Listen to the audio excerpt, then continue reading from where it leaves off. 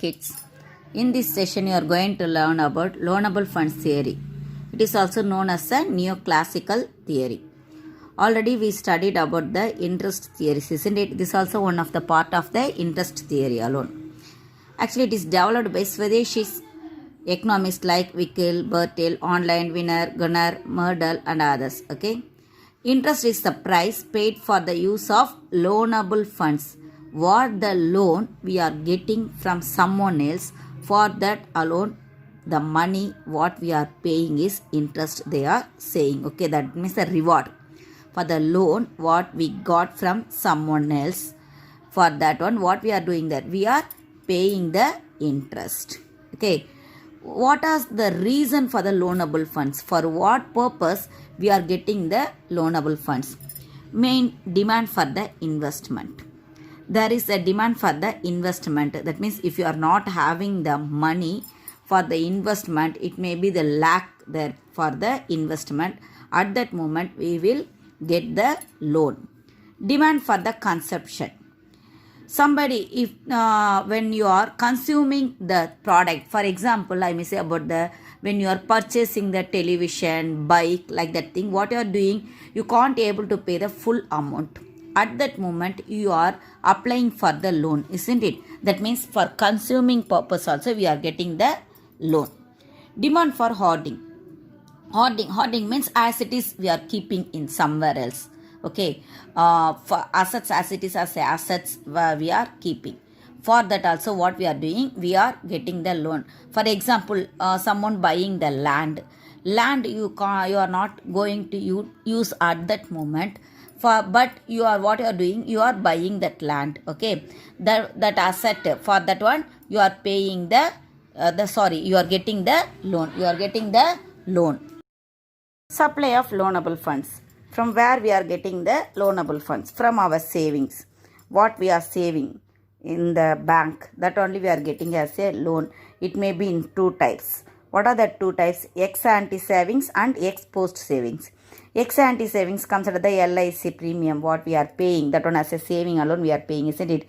EMI, what we are paying, EC, monthly investment. That also what we are doing there, we are paying in the monthly wise, isn't it? This all comes under the ex ante savings. Ex post savings, these are comes under the unplanned savings. These are all the what other unplanned savings that we are not at all planned for that one.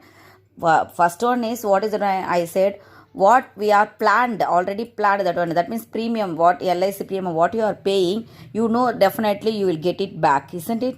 EMI, what you are paying, before itself you got that one. You got the product, isn't it? So for that alone we are paying that one. That means already we know. But in this one, without we are planning, what we are doing, we are saving there. That also we are getting as a loan. Bank credit, from the bank also we are getting. That means the bank, they are providing the loan for us. It is the another source for the loanable funds. Most probably all the commercial banks, what they are doing, they are supplying the loans, sir.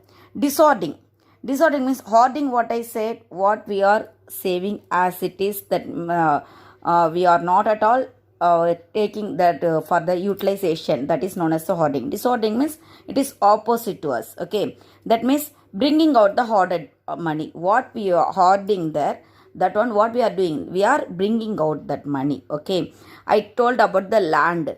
You may be sold out that land. If you are selling the land means you will get the money, isn't it? That means what you are doing, what you hoarded the money in the land, that you are getting it back. That is called as a dishoarding. That you are using as a loanable fund. Disinvestment, it is the opposite to the investment that we know, isn't it? Disinvestment, it is not providing sufficient funds for the depreciation of the equipments. It gives only rise to the supply of the loanable funds. It is, we are not getting that one as it is as the directly, but we are getting the supply of the loanable funds. Okay, classical theory of interest. The equilibrium interest rate according to classical theory is determined by the intersection of demand and supply curve. Demand for money refers to investment, supply of money refers to savings. That means both are equal. Demand and supply both are equal. If you are having the savings alone, you can able to invest there.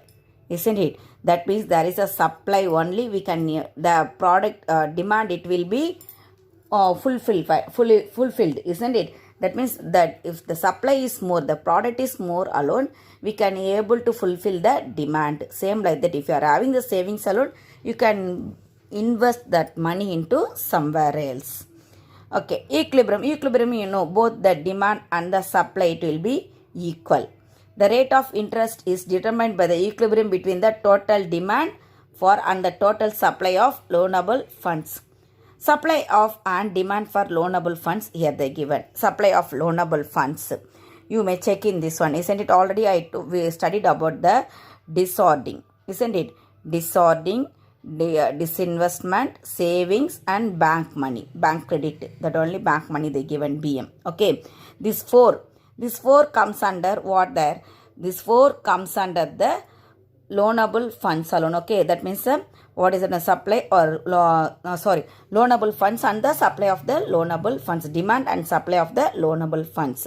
We will go through this graph with the explanation. X-axis, it represent, what is it represent the X-axis? It represents the loanable funds and the supply of the loanable funds, isn't it? Y-axis, it represents the rate of interest. In this one, LS curve, it represents, this one is a LS curve. Okay, it represents the total supply curve of loanable funds. From where we are obtaining this one? We are obtaining this one from the saving curve, bank credit curve, disorderly curve and disinvestment curve. From these four alone, we are getting the loanable supply curve. Okay, next one is the LD curve. LD curve is the loanable demand curve, isn't it? This loanable demand curve, this one, from where we are getting there? From H, DS and I. H is the hoarding, isn't it? DS is the demand of supply and I is the investment. Okay, from this alone we are getting there. See here, these three only. These three, from these three we are getting the loanable funds. Where the loanable funds and the loanable supply both it intersect, it is known as the equilibrium point. That means at that point only we are going to pay the interest. That much alone we are going to pay the interest. Okay, thank you kids.